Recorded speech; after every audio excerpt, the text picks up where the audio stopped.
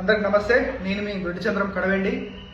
ఇలా ముచ్చటేంద్రబాయ్ అంటే మా ఊరి ఆడిబిడ్డ ఎంఈఓ అయినటువంటి కలవదకపై బాలేసు స్కూల్ కరస్పాండెంట్ జేసిరాజు దాడి చేసిందని వార్తలు విన్నాం.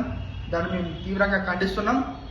బిడ్డ జేసిరాజు ఎంఈఓ పనేందుపై మండల్ ఎడ్యుకేషనల్ ఆఫీసర్. ఆమె మీ స్కూల్లో ఆదివారం పూట కూడా స్కూల్ నడుపుతున్నారనే కంప్లైంట్లు పేరెంట్స్ నుంచి వచ్చినాయి కాబట్టి అక్క బాధ్యతగా ఒక ఆఫీసర్గా మీ స్కూల్కి వచ్చి తనిఖీ చేస్తుంది. తనిఖీ చేస్తుంటే నువ్వేం చేస్తావు బై? నువ్వెవరు? నీకేం పని ఇక్కడ? నీతో ఏమవుతుంది అని బెదిరిస్తావరా బై?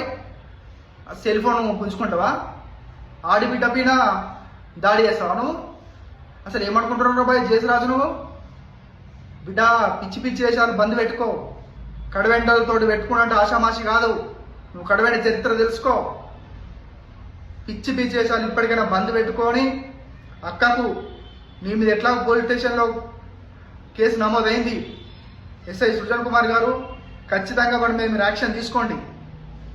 మీరు జేసిరాజు గారు మీరు పోలీస్ స్టేషన్లో క్షమాపణ చెప్తారా? అక్క ముందు క్షమాపణ చెప్తారా? లేకపోతే మా కడవెంటి గ్రామంకి వచ్చి బేషరతుగా ముక్కు నీలకరాసి క్షమాపణ చెప్తారా అనేది మీరు డిసైడ్ చేసుకోండి.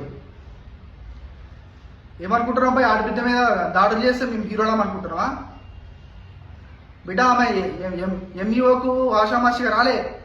అర్థమవుతుందా? ఎంఈఓ స్థాయికి వచ్చిందంటే ఆషామాషిగా రాలే. ఆమె ఎవరో తెలుసా రమే నీకు? బిడ్డ జేసిరాజు ఖబర్దార్ బిడ్డ. నీ స్కూల్ ఉండదు, నువ్వు ఉండదు, నీకు కథ ఉండదు. అర్థమవుతుందా? నువ్వు గనక కళావతకు క్షమాపణ చెప్పకపోతే కథ అంతా వేరే ఉంటుంది బిడ్డ. కడవెండి లెక్క ఏంటో చూపిస్తాం, కడవెండి పౌరుషం ఏంటో చూపిస్తాం, పాలకుర్తి పౌరుషం ఏంటో చూపిస్తాం. నీ స్కూల్ ఉంటుందా? నువ్వని ఉండాలా, మేమని ఉండాలా? యాద పెట్టుకో బిడ్డ. ఖబర్దార్.